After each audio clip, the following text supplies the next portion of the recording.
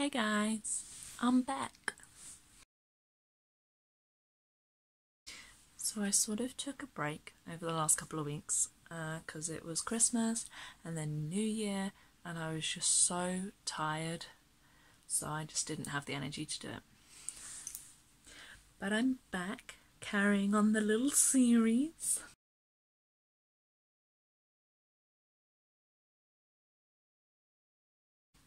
Today, as you can probably tell from the title, we're talking about depression, which is a very big thing in general, but especially at the moment.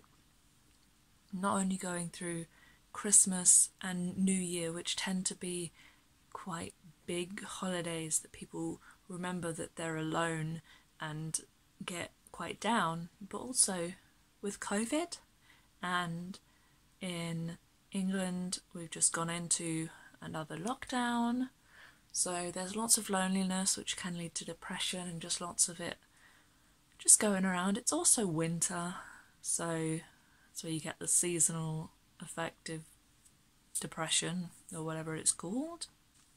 So I'm going to focus on clinical depression, even though there is stuff like postnatal depression, seasonal affective disorder, bipolar disorder, loads of things that are linked to depression and stuff.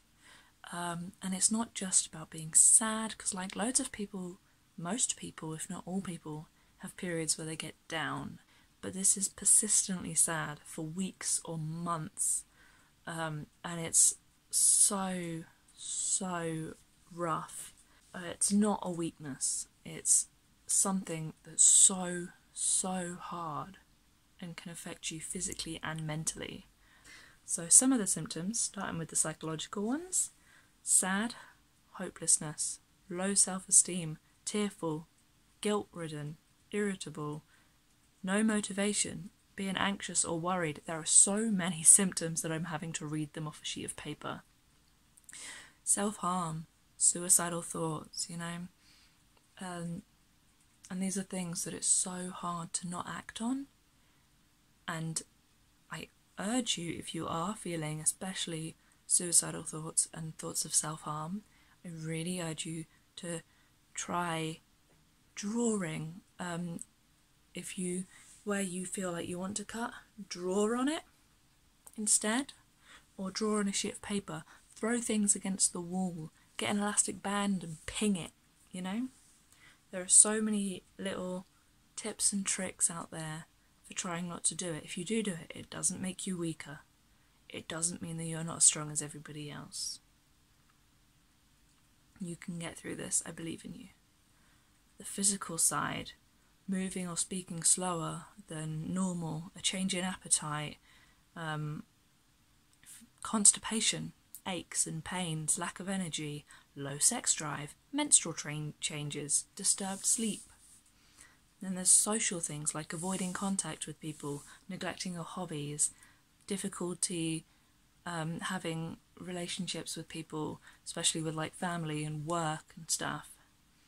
And like, some of these are more impactful on your daily life than others. You don't have to have all of the symptoms, as for everything. You don't have to have all of the symptoms to have the issue.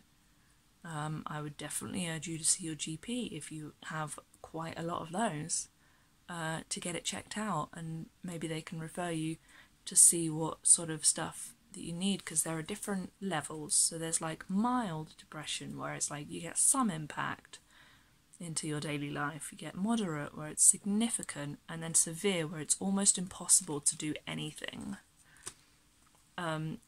If you get these symptoms most of the day, every day, for at least 2 weeks, go see a GP. There's no single cause. You can get it from bereavement, divorce, illness, partially, redundancy, money worries, stress, low self-esteem, family history, loneliness, alcohol and drugs. There's so many different reasons that you can get depressed. I was bullied throughout most of my schooling. And that's what gave me depression, because it lowered my self-esteem. But I didn't realise how many other people felt that way. I had people that would tell me that mine wasn't as bad as theirs, so obviously mine wasn't too bad, so I shouldn't complain about anything, even though I don't like complaining about stuff. Don't listen to those people, they are wrong. You can get different treatment for different things. So going to therapy, where they can give you CBT, which is cognitive behavioural therapy, where you change the way you think about stuff. So you take a situation and what your automatic response would be, physically, mentally, what your thoughts would be, and you go through and see which ones you can change. That's a really helpful way to be like, oh, when someone says this about me, I instantly think this, even though that's not what they mean. So what can I say differently in my mind every time? And basically fight against the little voices in the back of your head. They can give you drugs. I am on drugs as well.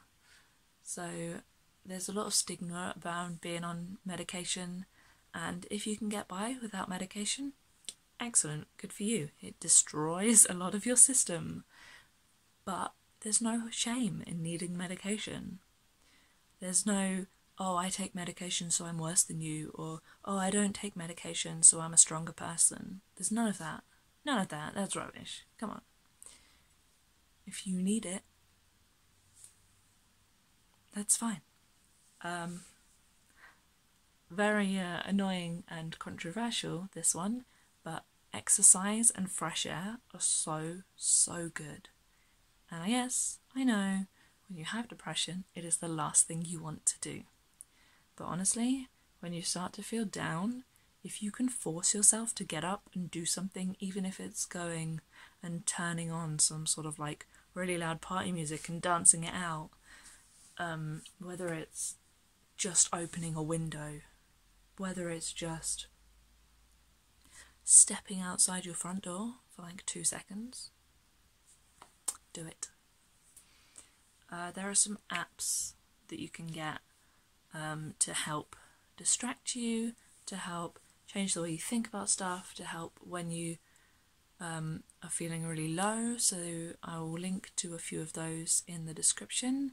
I have one that I like, that when you feel like you want to do something bad, whatever, you click on it and it will show you like gifs of like funny gifs, like silly animals and stuff that's like really cute, and it just makes you smile.